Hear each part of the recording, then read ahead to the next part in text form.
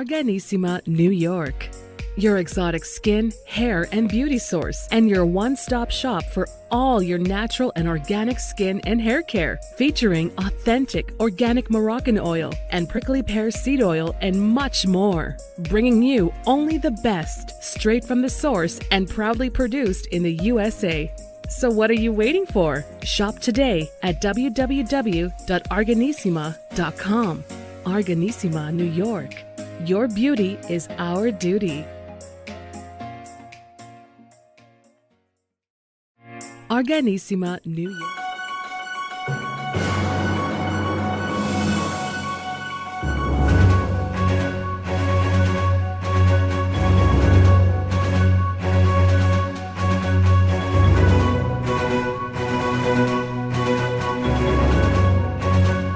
Folks, if you're joining us, this is Eric Age. You're watching the iHealth channel. This is our monthly live Q&A with Dr. Heim, world-renowned, definitely a psychiatrist that everybody needs to know about and get to learn from. And, great questions, great answers. So stay tuned. Here it comes.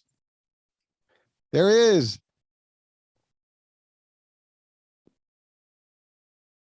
Hello, doctor. Hi, Hurricane. How are you? I'm doing terrific. How you been? It's been a month. Fantastic. It's been a fantastic month. Yes. How's yours been? Awesome. Can't complain. Just doing my thing here at the station, doing stuff at work. It's just having fun. That's it. That's good. That's good. One day at a time. We are actually live as the feed is, but this is the fun part about the show, and hopefully we're gonna have a few calls and we have a few questions. So I'm excited. Audiences are excited, and how things over the other side of the hemisphere. Hurricane, things are warming up here. And I mean that literally, because we're heading into summer and we're having some of those hot days that we all actually love. How are things where you are? It's the opposite. It's getting chilly, windy, rainy, you name it. So it's gloomy right there. Yeah, it's amazing, isn't it? I mean, I cannot always, I have to always ask that question. It's just like weird because it's the other side of the world. It's amazing, isn't it? We live in an amazing world, Hurricane. Absolutely amazing. And it is a beautiful world, and we want to keep it that way. We want to help people stay that way, happy, healthy, well, the whole works. That's right. Hey, listen, this is everybody's time to get the questions in. And I do have a few questions that came to us, and we can start with those while we expect a few other calls to come on. Are you ready? Let's go straight into it, Hurricane. I'm ready. Alrighty then. So I have a multiple question here from Jennifer. She's from Connecticut. And so this is going to be a little bit on the love side. So the first part of the question says, what is love and how does it work psychologically? Is there an actual psychological definition? That's the part one. We can do that, and then I can go to the next one, or we can just as the whole yeah. Okay, no, give me the whole question, Hurricane. I want to see where we're going here. Okay, perfect. So I'm assuming this is what led to that first part. So why some married folks stay in a relationship that is abusive, oppressive, unhealthy. A colleague is not happy in her marriage. Her husband is very protective and possessive. She can't do anything with him. She doesn't hang out. He calls her a lot at work, requests FaceTime. When he tells her when she, when we tell her to leave, when he tells her to leave, she says that she can't. He is good to her. She is not seeing him for what he is. And I think that's really what it is. I think she's talking about her friend who's got issues.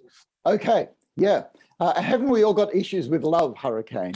And it's amazing because love is one of those things that we love talking about, we love to experience, and we'd love to get it right if we possibly can. But I suppose the bottom line answer to what is love, because that's the big question, is we do not fully understand love. However, we've got some ideas, and we've got some scientific ideas, we've got some psychological ideas, and we've got some social ideas. So I'm going to put sort of all of those together. From a scientific point of view, love serves survival. Our brain is there so that we can survive this harsh environment called life. And love is felt in our limbic system of our brain. And what love does is it does three things. It helps us first to get together, to have kids, all right? Because if we don't do that, then the species will die out. It helps us get together to actually parent our children so that they will actually survive to become adults. And then the third thing that love does scientifically is that it starts building structures in our society. So a couple in love become part of a structure. And that structure then becomes part of larger structures because other people are in these sort of structures. And the love between all of us in society helps us survive together. Now, I know it doesn't feel that way sometimes, right? Scientifically, we can talk about how love is driven by certain brain chemicals. Like, for example, when you first meet somebody, there's sort of a lust that happens there, and that's driven by sex hormones, right? But then sometimes you may find yourself attracted to one particular person, and you might say, you know what, that person is for me. And there's a lot more pleasure in that, so there's a lot more dopamine released in the brain. Mind you, we start not to be able to think quite straight, okay? And some of that is mediated by lower serotonin. But when you have love, long-term attachment, as we call it in psychiatry, then what happens is we become under the influence of oxytocin. And oxytocin is just a powerful chemical in the brain. When you make love with somebody that you're in love with, that love that gets released is mediated by oxytocin in the brain. The love that mothers have for their infants is mediated by oxytocin. All love and all trust has this oxytocin element. So if we don't get that feeling, we don't feel complete as human beings. Now, I'm just up to the scientific point of view of love, okay? So if there's anything you want to add to this. No, it's pretty good stuff. And you know, I mean, for our audiences, we all experience love one way or the other. And there's different types of love, I'm assuming. You know, there's love for a partner, family, kids, friends, world, nature. There's so many things. But I guess the word is just a term that can be many, many things. Oh, well, it can. And Hurricane, as you know, I've just written a book called The 7 Types of Love, where I talk about erotic love, friendship love, family love, love for strangers, love for mentors, and there's a few other loves that I haven't sort of talked about there. But, you know, Hurricane, we don't want to just survive in this world. We also want to thrive as individuals. So the psychological part of love is that, you know what, if I can make it together with somebody else, I become more than myself. I become part of a relationship that is not only a framework, but also an expression of something higher, something better, if you like. And a good relationship, if it has any meaning to people out there, can actually help two people to become better. And socially, love is something that gets expressed through all of our relationships to a small degree. So in this huge thing called love that we don't understand fully, but we all enjoy immensely, and we all get wrong sometime, it's worth putting the effort to try to get it right. Because if you can, it feels absolutely amazing. And I would concur to that. Yeah. I mean, listen, you experience it with your spouse, you experience it with your family, you experience it with your parents and your kids, you know, with your friends, you know, even with live and everybody else. I mean, it's just amazing. But again, I think that sometimes it comes with challenges.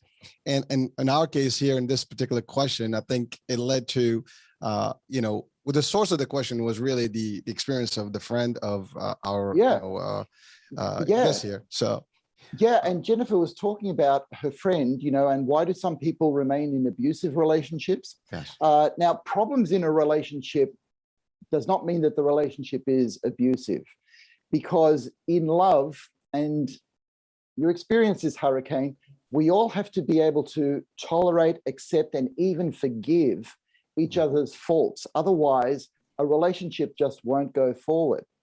But how far do you take that? When does it become abusive? Well, for that, we've got the law. And the law basically says you start hitting another person, right?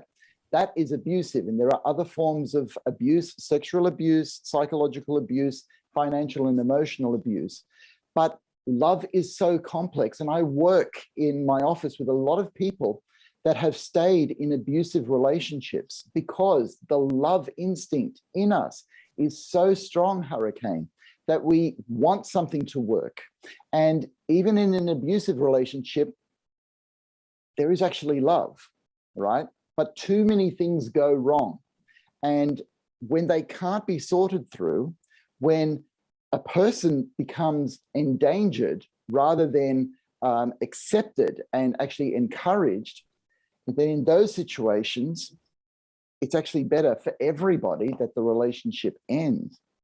However, we all need to work on our relationships to get that feeling of love flowing, because it isn't easy.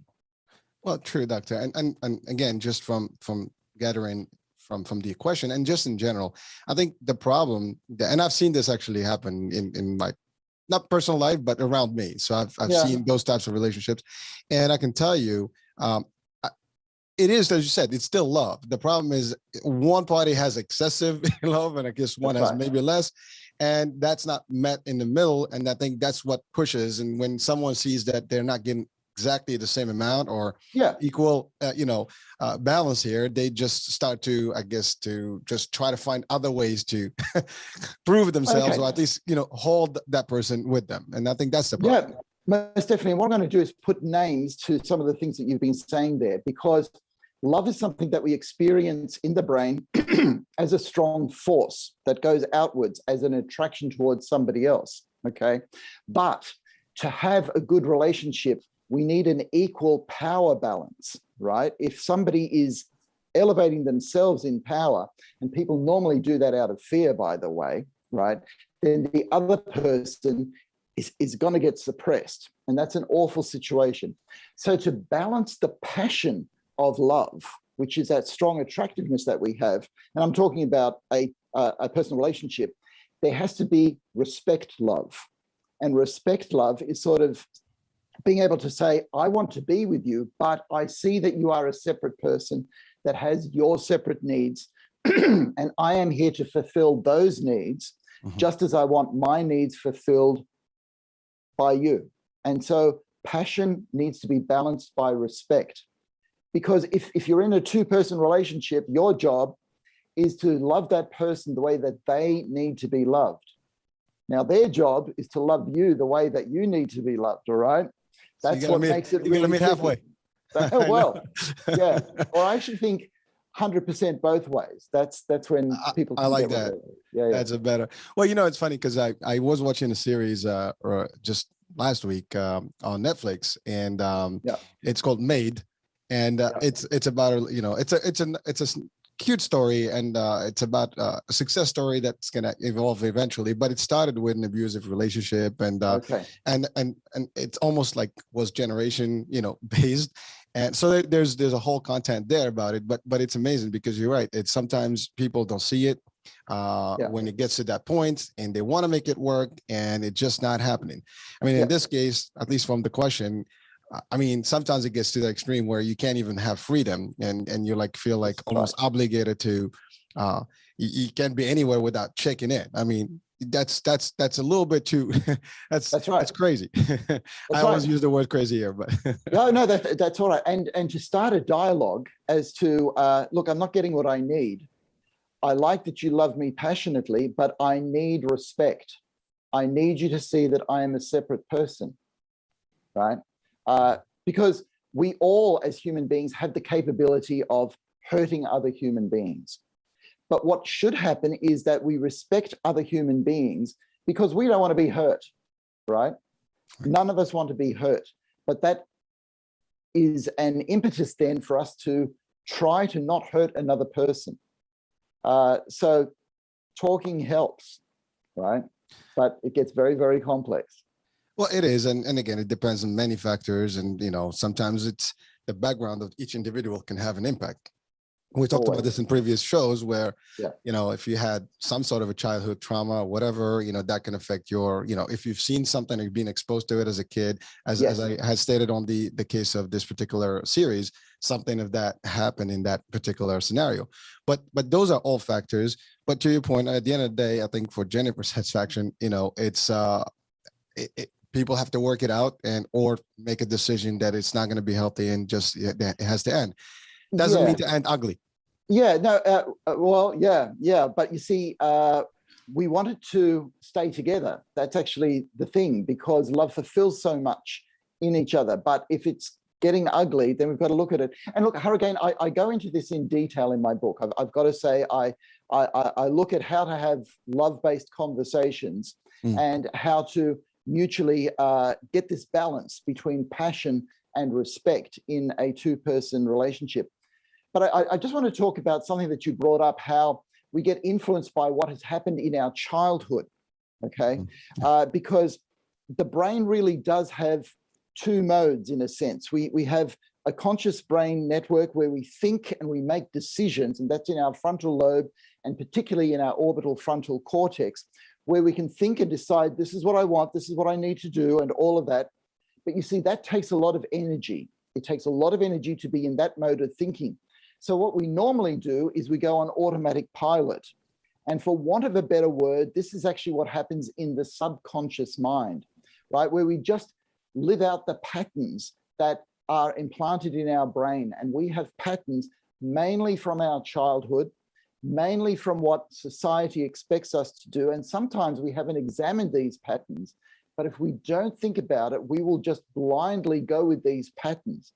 And the idea is, in a relationship, to think about what's actually happening in the relationship, to tear it apart and say, okay, this is what needs to be done. All of that takes a lot of work, but the idea is to create a new pattern that you can then give to the subconscious mind to say, here's a better pattern to work by, right? And that's a truckload of work, Hurricane. I don't want to say that's easy, but that's basically what happens in couples therapy. We look for a new, better pattern for us to work on when we're on automatic pilot. Otherwise, we'll just reproduce some of the abuse that happened in childhood. Wow. That was a mouthful. Yeah, it is. I mean, it's pretty long questions. Yeah. But I have just the book that's available, I'm assuming, for people to acquire if they need, Yeah, that's you can get that through our website. You can get that through Amazon. I believe there's an audiobook a lot on there. I'm into audiobooks these days. Okay, I just love being read to by people, and this one's by my spouse, who has a wonderful voice, and it's a good way to look at the book. But yeah, we get to some of these big things. We have a call. Hold on. Hello. You. Hello. Yeah, hold on one second. We got some feedback here. Okay. Hello. Hurricane H. Hi. Welcome to the show. Who do I have here? You have Scott and Pia. Well, hello, Hi. Scott. Hello, Pia. How are you? And you have Hurricane H. And if you're watching, you're with Dr. Heim live. So you probably caught out the first part of the show. So let's see what we have today. What kind of question do you have for Dr. Heim? Well, we were mostly calling in because we just wanted to speak about the relationship between OCD and anxiety, particularly pertaining to teenagers, and how we can help them cope with that. Yeah. Doctor? Peter, that's a wonderful question. Thank you very much. So younger people are getting a lot more anxious these days. In fact, there's a leading researcher by the name of Jean Twenge, who's basically calling this the age of anxiety. And OCD is, well, it's actually a complicated mental illness, but it has a strong connection with anxiety. And it's got to do with control issues. The thing about today's society, particularly for younger people, is there's so much uncertainty, there's so much change, there's so much choice that this makes people anxious. What makes us all actually relaxed is familiarity. The brain loves familiarity. That's how we get our serotonin boosts, all right? By feeling familiar, by being with people that are familiar, by being in a familiar environment. And look, our present day society has gone through so much change that this familiarity is lacking. Plus, screen technologies also mean that we're getting new information, new ideas, new images all the time. So that's kind of the cause. So the way to help people with anxiety and OCD, firstly, is if it's severe, you may need to get professional help. So sorry, Scott and Peter, I just got to sort of always say something like that. But the other thing is to have familiarity, rhythm and routine. And if you can start off just with something like a meal that everybody has at night, or some sort of weekend activity that everybody does, or the Saturday morning where the whole household is just chill, that starts to bring familiarity and routine. Does that speak to your situation at all, Peter? Yes, it does actually. It was kind of like a second part question. So this stems from a situation where our son was diagnosed with pandas when he was 5 years old. Yeah. And we kind of went through the motions for about a year and a half or so. This was about 11 years ago. So I believe everything was a little bit different then. I believe there's treatments for it now. I also believe that it's been the term's been changed to PANS now.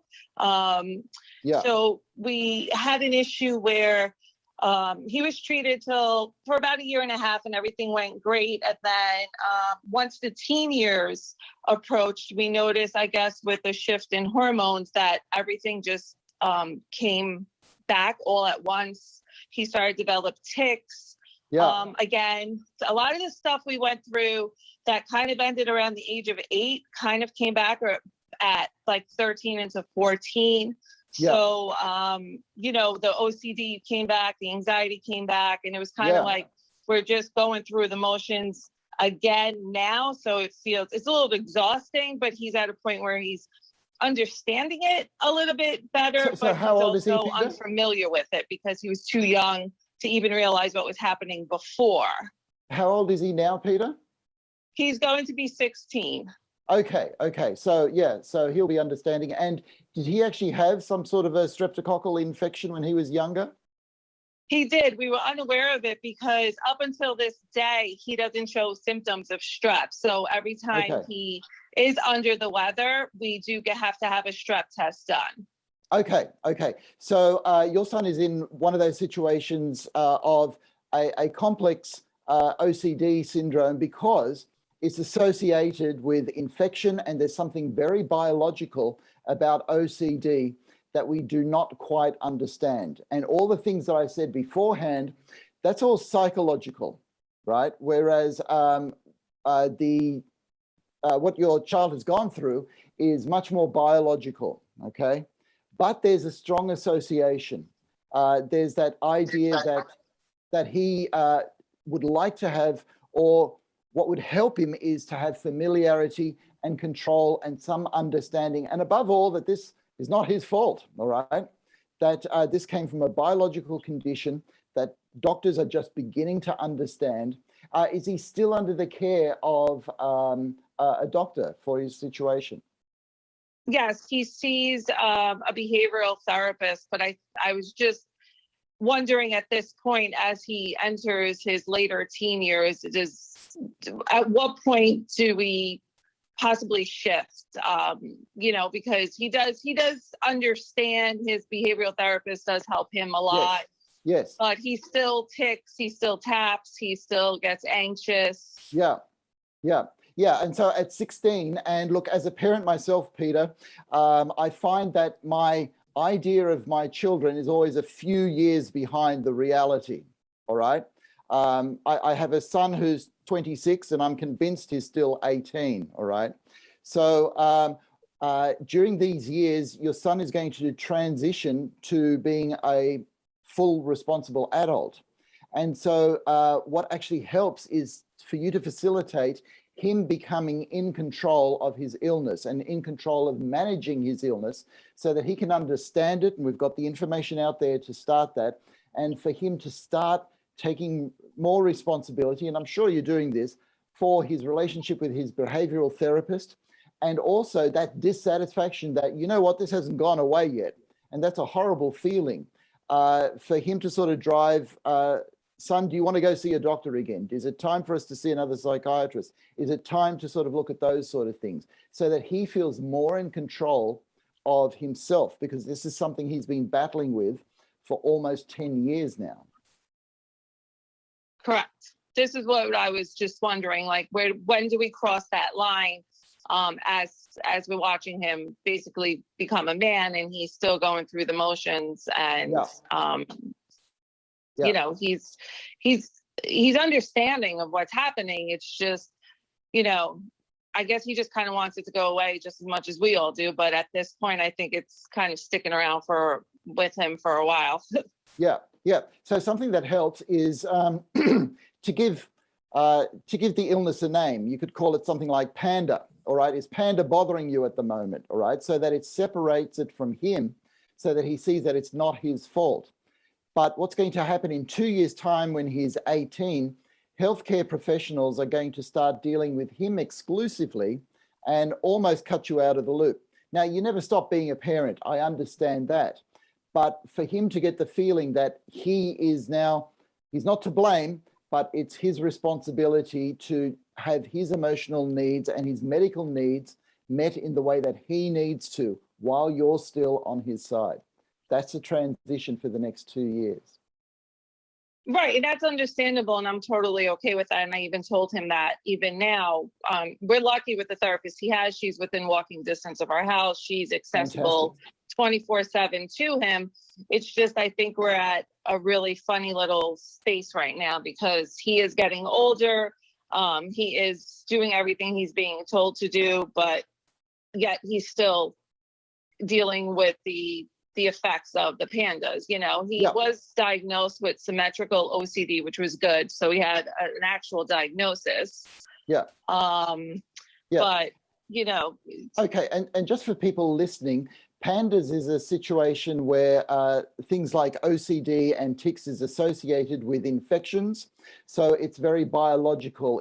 It's not just anxiety based, all right? So what I would suggest at this stage, Peter, is that you have almost weekly meetings with him where you basically say, okay, how can we help manage this? All right, what do you need? So it becomes like a project, and it becomes something outside of him, so that he feels he's got dialogue, because your role is always going to be mother and father. You're always going to have that role in his life. But as the project gets put into his lap, you've just got to facilitate that so he feels in control and getting his medical and emotional needs met. Correct.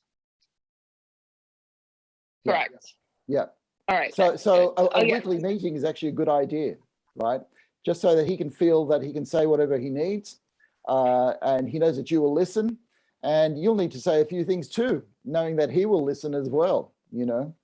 And that way you're on the same side of a project, all right? You're on the same side, helping each other overcome a common problem.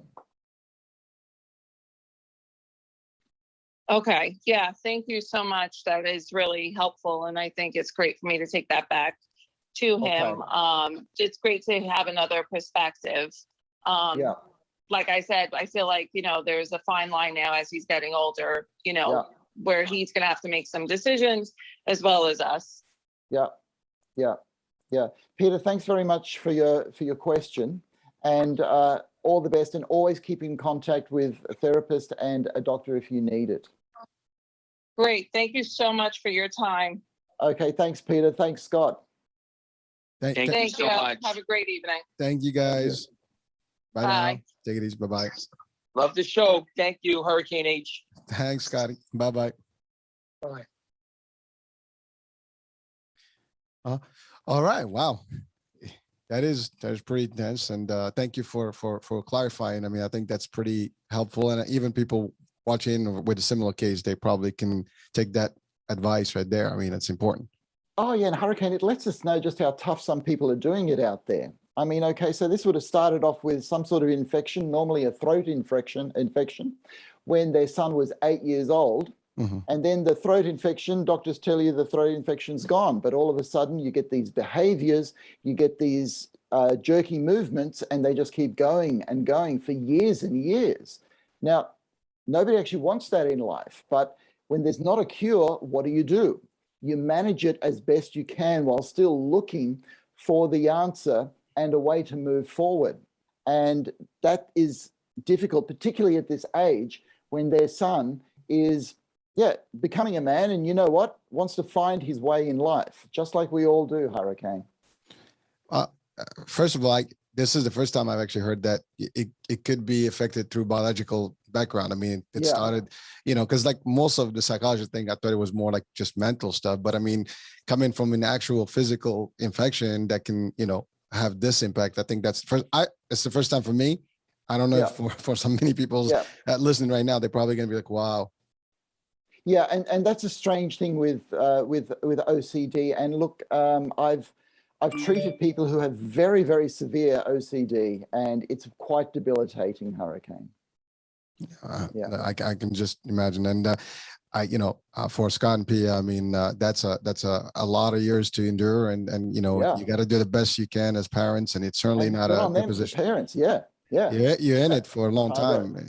Yeah. So listen, we give them all the strength, and wish them all the best, to continue, and hopefully this gets better and better over time. And by the way, speaking of that, I mean, in experience, does that get better over time with the right treatment and things, and eventually dissipate, or it just you have to manage it? Yeah. Okay. So rather than there being a rule for everybody, my clinical experience has been that it's variable for people. I know children who have had this around aged 8, just like Peter's son, and they've had an OCD condition for a year or two, and it's gone. I've known some people for whom it's come back, and I've known other people who, particularly at the age of development, between 18 and 22, when we're all going through some very strange experiences, you can have just a few things happen that just tilts it in the wrong direction, right? So it's very variable, Hurricane, but I would always encourage people to be involved with the doctor and the therapist. It's going to help them make a difference in their lives. Well, doctor, as always, thank you for really getting deep on that and sharing with us. And to your point, every case is different, and there's different factors also that may impact how that outcome or prognosis will take place. So again, for everybody listening, if you experience similarities, I mean, this is a good place. I mean, there's a good feedback here. And obviously, if you're dealing with a particular therapist, I think you should be able to see what the next steps are. So that, I'm sorry, you wanted to say something, Doctor? No, I just want to use OCD as an example of, there seems to be a lot of debate in people's minds. Should we go psychotherapy or should we go medication? And again, it's not an either or question, because OCD is a situation in which the illness responds beautifully to a lot of our medications. Okay, so I have treated some people who have had horrible obsessions and compulsions, and one medication has just turned their lives around. But that's not the case for everybody. For somebody else, it may be you need to look at a psychological intervention, change behaviors, think about what's happening and what you're feeling and how you act in certain situations, and that can help. So a lot of these debates in the public become either or, but mental illness isn't an either or debate. It really is very individual. And so trying to find one size to fit everybody is just not going to work. Agreed. And I definitely.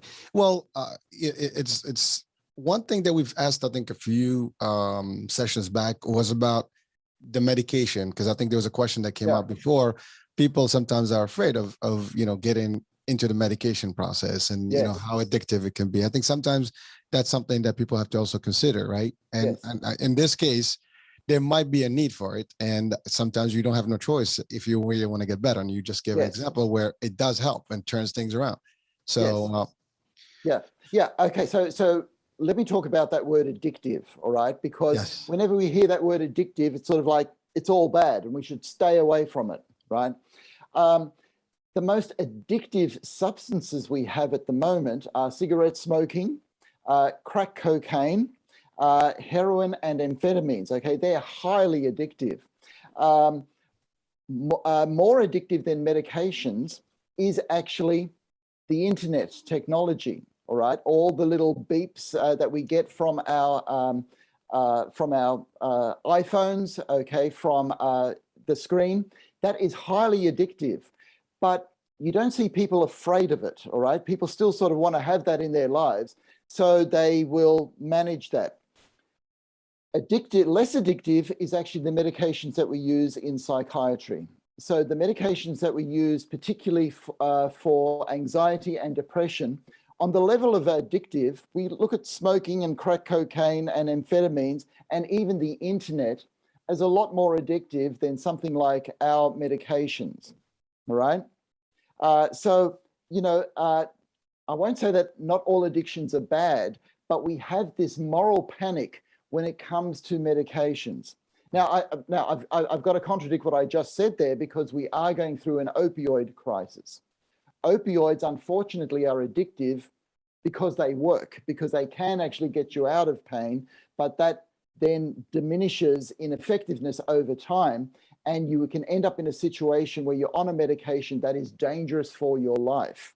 And that is very difficult. We have to start moving through all of that and finding some ways forward.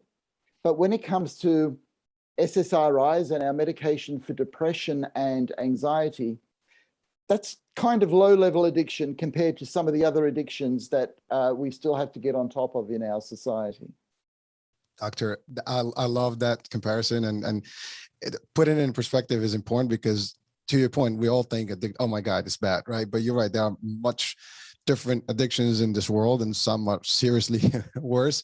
And, you know, and it's all about how to manage it and the frequency. And, you know, I think that the most fear that people would have is like, can I be weeded out of it? Can I literally be eventually out of this medication? Yeah. Is this going to be a lifetime thing? I think that's really the main concern.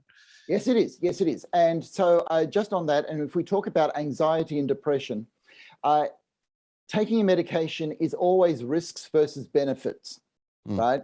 And what we aim to do is trust the medical industry that they're helping us by making the right decisions there.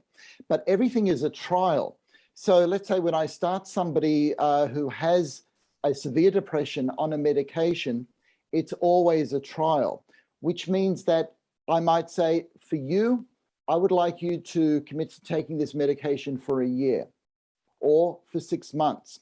I tend not to go less than 6 months, but we're always looking at risks and benefits. If it helps you feel good, if it saves your life, as a lot of medications do, we stay on the medication.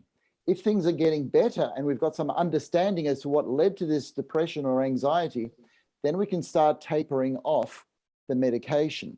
The thing is, it's got to do with working on the management of your own mental illness. And the more that you're willing to put in that work, the more ability is there to talk to a professional to say, you know, I think I can handle this. Can we start going down in medication?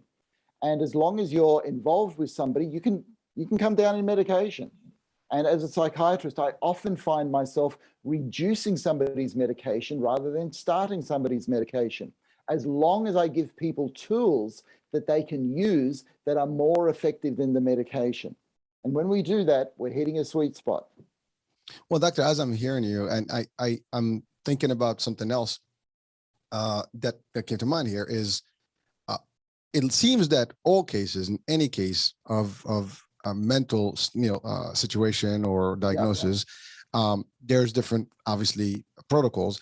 But yes, my question really is, does it end ever for someone, medication or not, you know, or is there I mean, it seems that it has to be a commitment for a longer time than the 6 months of the treatment period, because you still have to manage it, I guess, over time, right? It's almost like you have to continuously make sure that, you know, there's nothing that's off, because it gets better, but maybe triggers later on can happen. I think something like that may be occurring in our minds right now as we listen to this. Yeah, that's right. Okay. So as a general rule, the more severe the mental illness is, the longer time it will take, right? But I do get people that in a matter of months get over whatever their complaint was. Everybody goes to see a psychologist or a psychiatrist or a doctor because they are suffering in some way and they want that suffering to stop. Well, as a psychiatrist, I have to tell you, the number of people that I have seen once or twice and I've not seen them again is actually quite high. Now, that's usually because they get better, right? So the people that I see for a long period of time, and because I I specialize in personal trauma. That is people that obviously have more severe illness. With those people, you work for years. But even in that, there are people with whom you work just for a year or two, and they are actually, by definition, better. But again, I then don't see them anymore, right? Sometimes I'll see somebody who hasn't seen me for 5 or 10 years, and they said, this will sort of come up and they'll see me again. And I have a number of people that will see me on a regular basis because they don't want to take the risk of anything going wrong.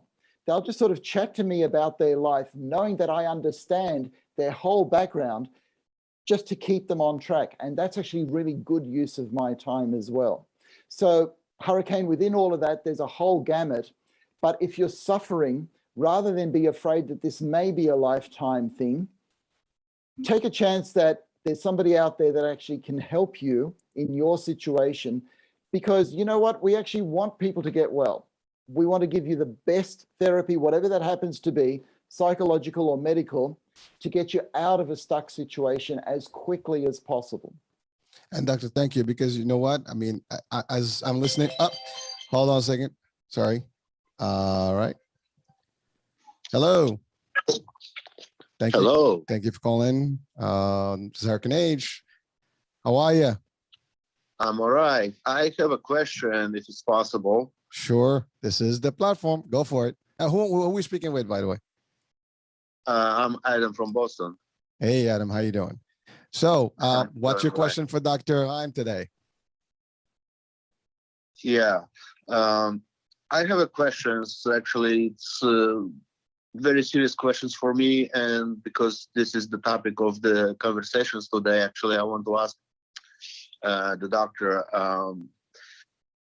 what I can do when I'm flying, because when I'm flying, I'm very scared and I want to get over of it. So what is the options, how we can handle this, and maybe any treatment so I can get it?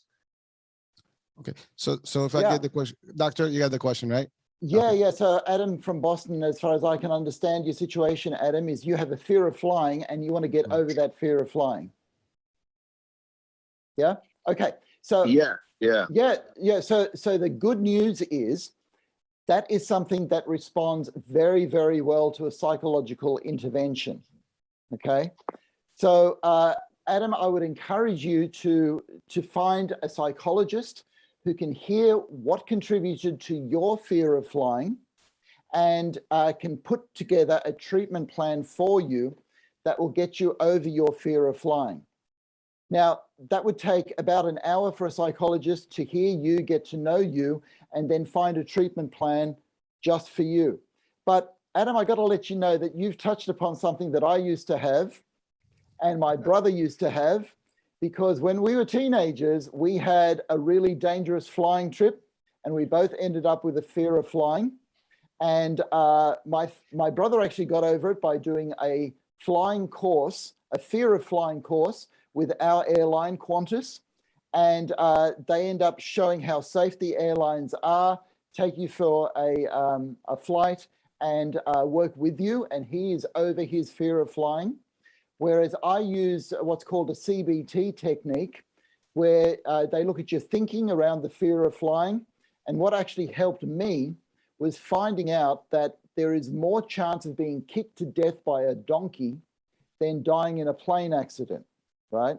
So Adam, quite seriously, all that I do is before I get on a plane, I look around and see if I can see a donkey. And if I don't see a donkey, then I tell myself, this flight's going to be pretty good. Now, neither of those may work for you, Adam, and I'm not making fun of your fear of flying. This is seriously what happened to me and my brother, right? But what I do want to let you know is you do have hope. You will most likely get better, depending on the cause of your fear of flying and the psychologist that you work with. You should be able to come up with a psychological process that will take you maybe 3 to 6 months. And if you're able to work on it, I would be very confident that we should be able to get through your fear of flying. So go for it, Adam. Does that help you at all?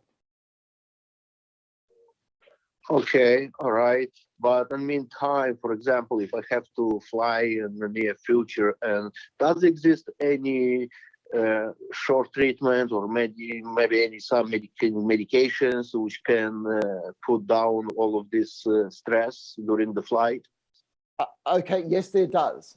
There does exist medication that can help you, but I would encourage you to understand what you're going through and find psychological techniques, because what happens is the medications will work in the short term, but in the long term, you want to feel empowered as a person that understands what's going on in your mind and that can says, you know what, I'm on top of this and I feel good. You feel a bit like Arnold Schwarzenegger in The Terminator, all right? You start to feel I can conquer a few things in life. So in the short term, if you've got to take some flights, then your doctor may be able to help you with that. But I can't guarantee you that because they need to know your particular situation. But for the long term, I'd encourage you to find a psychologist that can help you through your particular situation. All right, Adam. Well, okay, all right. So thank you very much for your answer, and I hope I'm going to work in this situation. So yeah, I hope everything will be fine. And yeah, it will. And if you're able to put in the effort and practice whatever they tell you to, these are scientifically validated techniques. They work for me, and it's not as simple as just looking for a donkey. All right, it's a lot more. There's a lot more behind that. But that would take me a couple of hours to take you through that. But a psychologist can do that for you, Adam, all right? And it's worthwhile. You will feel like a better person at the end of that process. And I wish you all the best with it, okay? Yes, absolutely. Absolutely. Thank you, doctor. Thank you for your advice and for your explanations. Thank you very much. Okay, all the best. Take care. Thank you, Adam. Thank you for calling. Bye now. Yeah, Thank you. Bye. And Hurricane, you encourage people like Adam to call us up in 6 months' time and let us know how they went. Oh, well, Adam, you hear the doctor. Call us back again in a couple of months and let's see how, after the next flight, if things are going to be good. Yeah, absolutely. Absolutely. Okay, I'll be in touch. Thank you, Adam. Have a good night. Thank you. Thank you. Bye-bye. Bye-bye. All right, doctors. So actually, I wanted to just jump on that one quickly because it's amazing. I think a lot of people, have that fear somehow. And I didn't have that fear for a long time. I was like always comfortable. I flew a lot of times all over the world. But, more recently, I personally started like, almost having an anxiety before I got on the plane. And I know it's probably the safest, transportation means that existed. Yes, safer than being in a car or anything. I love to cruise. There's probably a good chance just as bad in a cruise, That's right. You're in the middle of the ocean. So I actually got over it somehow. I mean, I do kind of almost like have anticipation, but then I just think about it and like, you know what? Listen, I'm one of millions flying today. I mean, literally millions all over the world. We do hear about accidents and, but that can happen anywhere. You can walk out of the steps and fall. I mean, I was on my skateboard and I fell. So, it's crazy. It's actually very interesting. And I'm glad that you said that most people do have a fear of flying, because that's actually true. And people don't want to admit it because they think they're the only ones that have a fear. But all of life is actually this balance between thinking and feeling. And you need to have a balance, because if we let our feelings get in control, then fear can just sort of take over. And what helped me was to get my thinking self to sort of know all these things, not only about the donkey, but if you look at the statistics of air safety, I think it was in the mid-90s that it became all of a sudden so safe that there were half the amount of accidents and fatalities. It's amazingly safe. But here's the thing, just knowing the statistics is not enough, because we are not just thinking people, we are feeling people as well. And that's what makes for a good experience of life. We like those feelings, but to get in there and understand our feelings takes a bit of work. And psychologists in particular are skilled at being able to give us a vocabulary to think about our feelings. So we get that balance between thinking and feeling. And that can give you a winning combination for your brain. Thank you, Doc. By the way, I'm going to share this. I mean, this happened to me. Yeah. You probably remember the Concorde flight in Paris that that had a crash. I actually flew that same week to Paris right after that, and it was still in the news. We were reading about it, watching it in the news, and I was still in the air. And it took some determination, you know what? And while in the air, you just have to ignore the idea, you're good. And what I started doing personally is to read a little bit about flight. And I enjoy it. I watch documentaries and stuff. And the more I did that, the more I learned that actually planes want to fly. They can glide for hours even, I mean, unless there is a catastrophic, something that's bad happening, they have a lot of training to actually manage that. Now, of course, accidents can happen, but if we think about that, this is how I look at things personally. If I think about that all the time, I cannot live my life. Yes. So I have to enjoy my life and hope that everything's going to be always peachy. But like I said, I can get in my car, and I've seen myself, missing accidents on the road more than I can count on my hands right now. Yeah. And so it's just, and I've had actually some rough flights. I mean, I remember a flight coming from Turkey. It was almost 11 hours in turbulence. I mean, it was nonstop, and it didn't help that the captain of the plane was actually saying, "Well, we've tried up, we've tried down, we've slowed down the plane. All the other aircrafts are on the same path, and there's nothing we can do." It was just a big storm, and believe me, it was 10 hours of literally just like moving. It was not fun. Yeah, so it happens, and but I don't think that I can still do it. I would do once I get in, it's done. I just put my music, watch my movie, walk about, eat, and that's it. So I mean, there are ways to deal with it personally, but you're right. I mean, if you can't figure it out, you have to seek the assistance and the help to get you better. Because I mean, it is the fastest way to travel. It is. And as you mentioned, Hurricane, living life takes a bit of trust every moment, because something can go wrong every moment. And trust in the brain is mediated by oxytocin. And that's the same thing that mediates love. So we get back to what Jennifer was talking about in the very first question. What is love? What is trust? It is this feeling of comfort with not only people, but with life. And it's very difficult in a world of a whole lot of change where anything can happen. And this idea that the world is a random place actually doesn't help us. If we concentrate on the familiarity of life, like if I drop a ball, it'll fall to the floor. And you know what? Every time I do that, I can have confidence that that's a familiar thing. Already just watching that gives us trust. Now let's go to aeroplanes. How many aeroplanes take off and land every day? All right. Thousands upon thousands upon thousands. And that familiarity of an airplane going up and going down safely so many times in so many countries over the whole world can give us a bit of trust.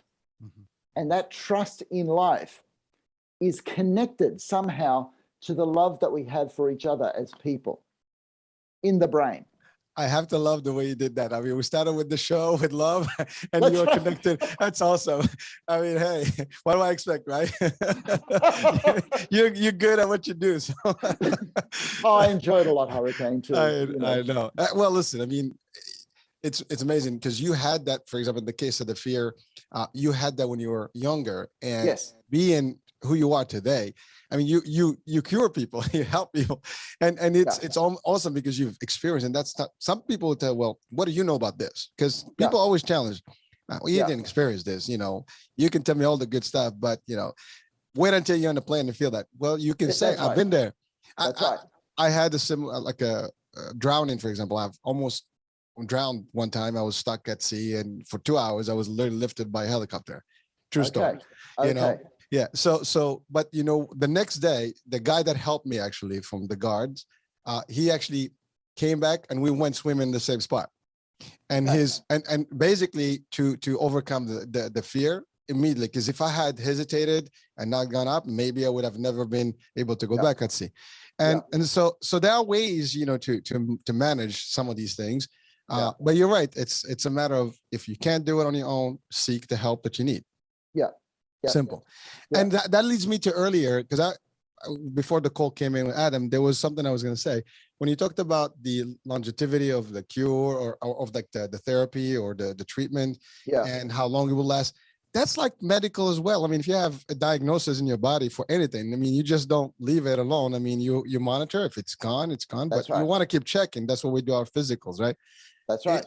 Once you identify there's an issue, I mean, it happened once, it could happen again. So you have to monitor and remove yourself from anything that can trigger that diagnosis again.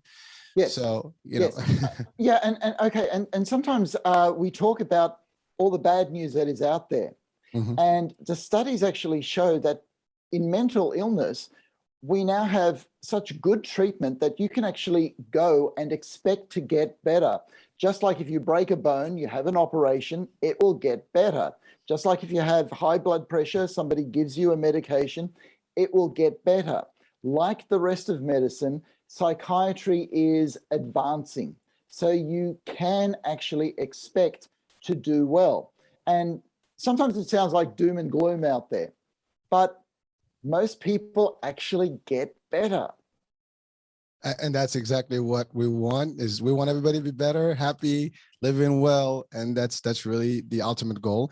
And again, you're contributing to that, because I think just for a show like this, people are listening to some advice that they can apply, and at least guidance for how they can deal with some situations. And I mean, I want to thank also the folks that are calling in and sending their questions, because while they're individual questions, I think they'll apply to many more people that have similar experiences. Yes. And so we've had somebody like Adam from Boston, and I am saying that anybody in Adam's situation can expect to get better, okay? Because there are good treatments out there. And it's not just medication, because medication only works in the short term, but it's in psychological techniques where you understand your thinking and your feeling, and you actually become a better person. You get better at managing your own emotions. And yet then there's Peter and Scott, whose son has been in a situation for a long time, and that's a situation that is able to be managed rather than cured. But yet I would still say, keep going, keep trying, find that cure if it exists. If not, you find the best management that you can, because we want their son to have the best possible life that he can have. Yes, sir. And we wish them the best. And definitely, again, the invitation is open to call back in a couple months or whatever, and just to keep us posted on the outcome and how things are progressing. That would be great.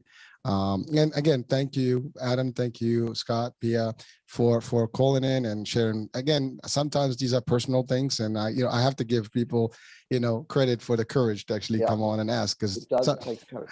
A lot of you and I, we had this discussion originally where, not everybody is willing to actually ask a psychiatrist.